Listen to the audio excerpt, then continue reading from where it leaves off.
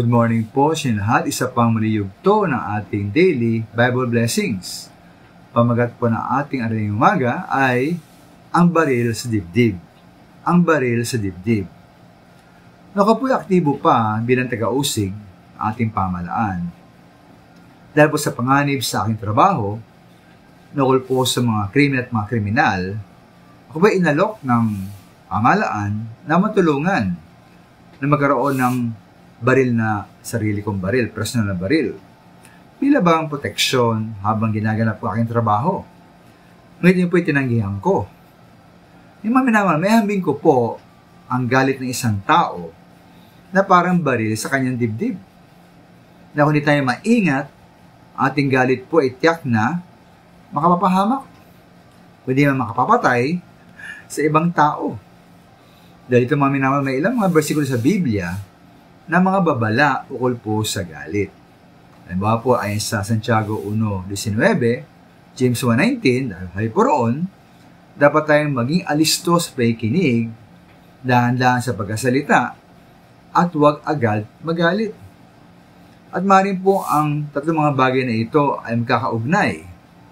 Kung tayo po alisto sa ating pakikinig, at dahan-dahan tayo magsalita, malamang tayo po hindi agad magalit. Sa Kawikaan 16:32, doon mapipinuri ang hindi agad nagagalit. Sabi roon, siyang makupad sa pagkagalit ay maigi kaysa makapangyarihan. At siyang nagpupuno na kanyang diwa o nagusupil sarili ay maigi kaysa sumasakop sa isang bayan o sumasakop ng isang bayan. Kaya po dapat tayong marunong magpigil o magkontrol ng ating sarili, lalo na ang pagsabog ng ating galit. Ang taong madaling magalit mga minamahal at sumabog ay madali ring makagawa ng masama.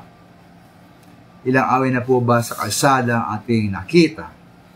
Dahil lamang po sa initang ulo ng mga drivers.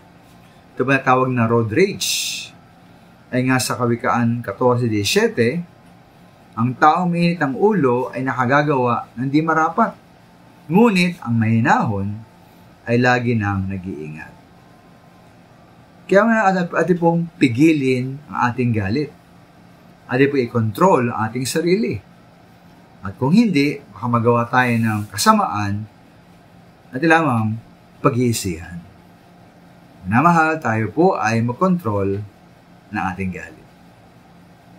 Maraming salamat po.